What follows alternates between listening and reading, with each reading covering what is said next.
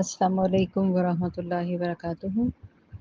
سورہ کہف آیت مبارکہ 8، اس کا لفظی ترجمہ دیکھتے ہیں اور پھر اس کے بعد اس کی مختصر تفسیر۔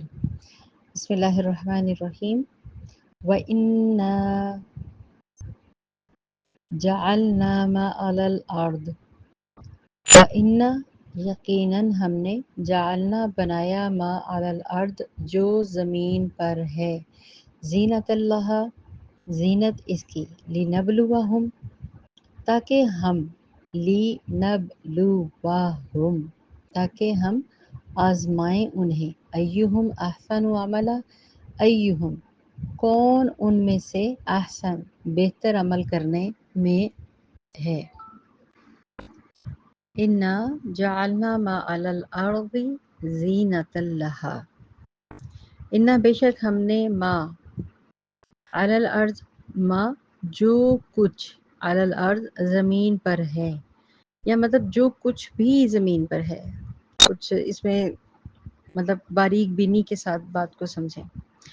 زمین پر ہے، سب سے پہلے کیا کیا چیزیں ہیں زمین کے اندر؟ سب سے پہلے دیکھتے ہیں انسان، کیونکہ یہ پورا جو دار و مدار ہے، یہ جو سلسلہ زندگی حیات ہے، یہ سارا کچھ کیا چل رہا ہے؟ انسان کے اوپر چل رہا ہے۔ تو سب سے پہلے زمین کے اندر کیا ہے؟ انسان۔ انسان کا ذکر سب سے پہلے آیا ہے۔ میں اس کا اسی لیے کروں گی کیونکہ اس کی وجہ سے تو پوری کائنات تخلیق ہوئی۔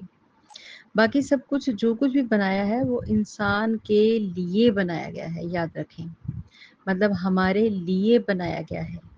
اسے سکون، آسائش، خوش رکھنے کے لیے زمین پر جو کچھ بھی ہے، یہاں پہ جو لفظ آیا ما علی الارض، جو کچھ بھی ہے سب کو زینت بخشی۔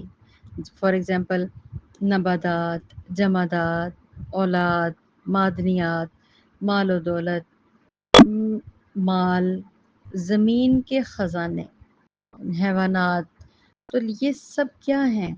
یہ سارا کچھ جو کچھ اس کو زمین کے اندر ہم کہتے ہیں یہ سب کچھ موجود ہے۔ ایون ایک اور چیز کہ ان نباتات، حیوانات، جمادات، ان چیزوں کے ساتھ، ان بے شمار خزانوں کے ساتھ، وہ اللہ کی بنائی ہوئی آگے سے چیزوں کے اندر انسان نے کیا کیا؟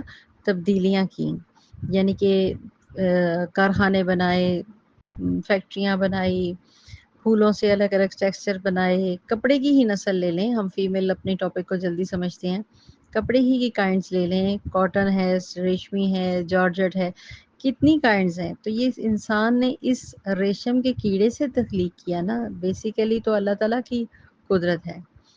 تو بلڈنگز، کارخانے، ریت، سینڈ، یہ جو کچھ پڑا ہوا تھا اس کو دریا سے نکالنا اور پھر اس کے اندر اس کو بولتے ہیں امینڈمنٹس کرنا۔ تو انسان نے اس کے اندر مزید تخلیقیں کی اپنی آسائش کے لیے، آرائش کے لیے، تو وہ سہولتیں، یہ سارا کچھ کیا بنا؟ یہ سب کچھ اللہ تعالیٰ نے انسان کے لیے ہی بنایا، اور انسان نے بھی اس کے اندر اس کو اپنی آنکھوں کی رنگت، خوش نما لگنے کے لیے، اپنے آپ کو اچھا لگنے کے لیے، اپنی آنکھوں کو بھلا اور اپنی اولاد کی آسائشوں کے لیے اس کو اور بہتر سے بہترین کرتا چلا گیا۔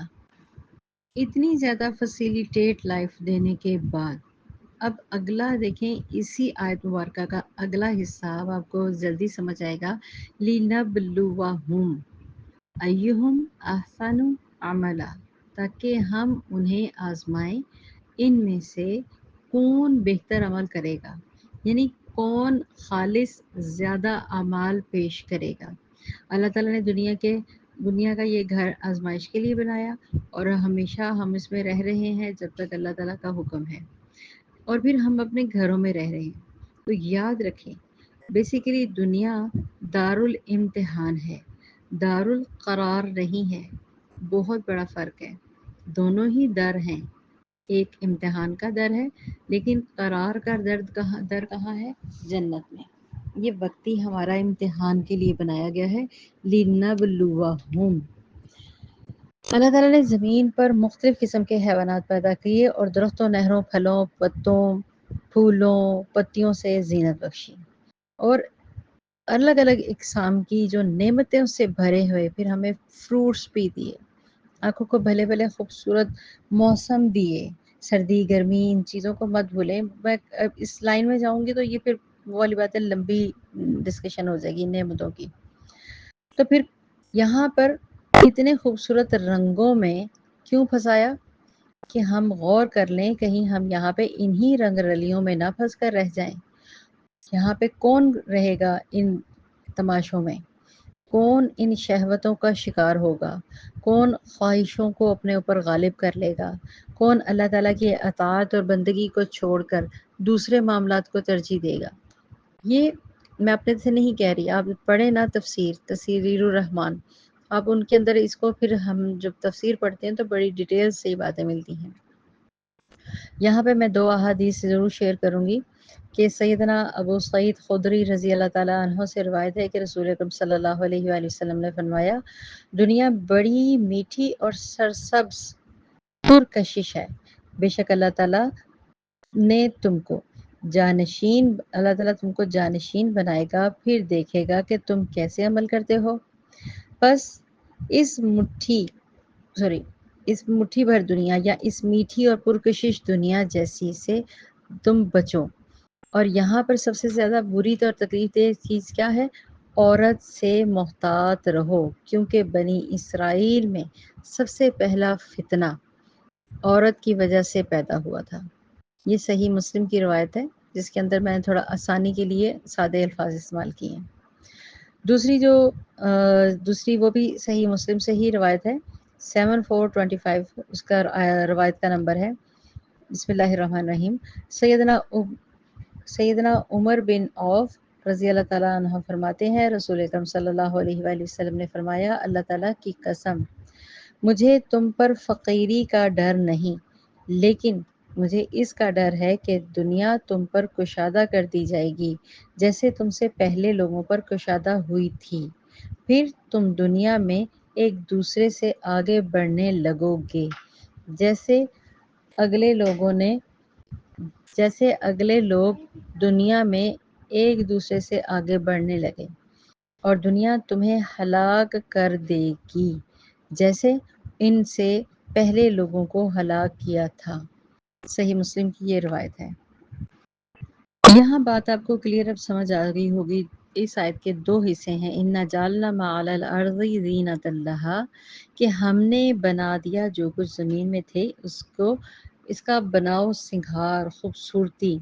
تو یہاں پہ جو بات ذہن نشین کروائی جا رہی ہے، جو نقطہ سمجھ لیں کہ اصل بات اللہ تعالیٰ کیا فرما رہے ہیں کہ زینت، دنیاوی آرائش، زیبائش، ان صورتوں کو یہاں پہ ہی نہ سمجھ لینا، بلکہ یہ رنگینیاں، جیسے کہ آج کل سب سے بڑا مسئلہ ہے کہ ان رنگینیوں میں جیسے کہ امریکہ، یورپ اس حد تک آگے بڑھ چکے ہوئے ہیں کہ ان کی جو ایجادات ہیں، ہم ان کی چیزیں دیکھ کے دنگ رہ جاتی ہیں کہ کتنا زبردست انہوں نے یہ بنایا، کتنا زبردست انہوں نے یہ بنایا، اس طرح کے صوفے، اس طرح کے واش روم، اس طرح کے بیڈ رومز، آبشاریں بہہ رہی ہیں، ایسی بلڈنگز ہیں کہ وہ جنت کا تصور ہم اس کو دیکھ کے کرتے ہیں کہ یہ اتنی خوبصورت ہے تو جنت کا تصور کیسا ہوگا۔